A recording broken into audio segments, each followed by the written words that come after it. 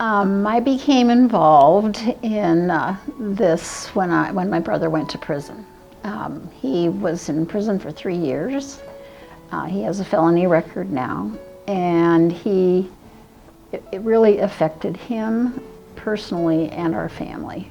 And I have seen the struggle that he's been through, and I've seen how it's affected his re-entering society after being in prison. So it just became so tender to my heart because I've seen how it affects people personally.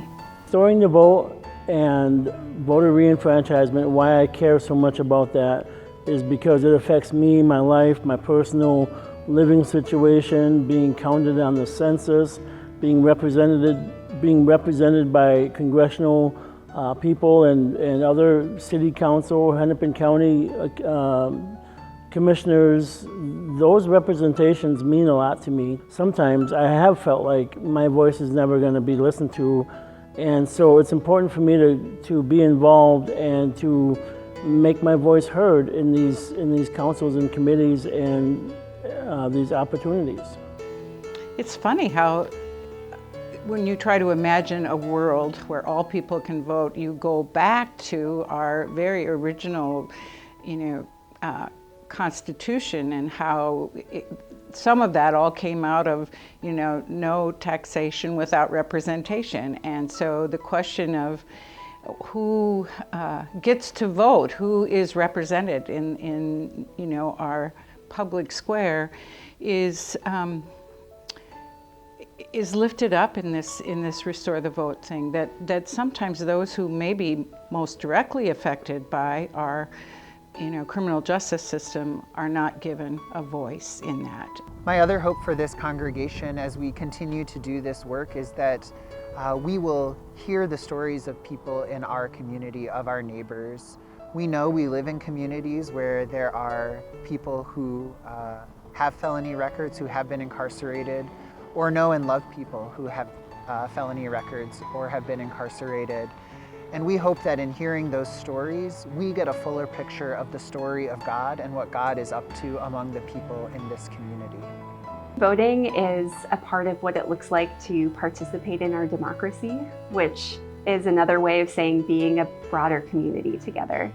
So a world where everyone can participate in voting and not facing those barriers to participating, or policies that clearly cut out folks who have criminal records from participating in that process, looks like more voices at the table. It looks like a more complete picture of our community making our decisions together. And when we're talking about things like housing and education and transportation and climate change and how we're shaping our communities for the future, it looks like everyone having a say in that looks like better decisions and more wholeness in what it looks like to be a just community together. A future where everybody can vote looks like the fulfillment of the dream of our ancestors. The people who weren't allowed to vote, the people who were stripped of their rights, the people who worked hard for voters' rights, even knowing that they wouldn't be able to enjoy that freedom.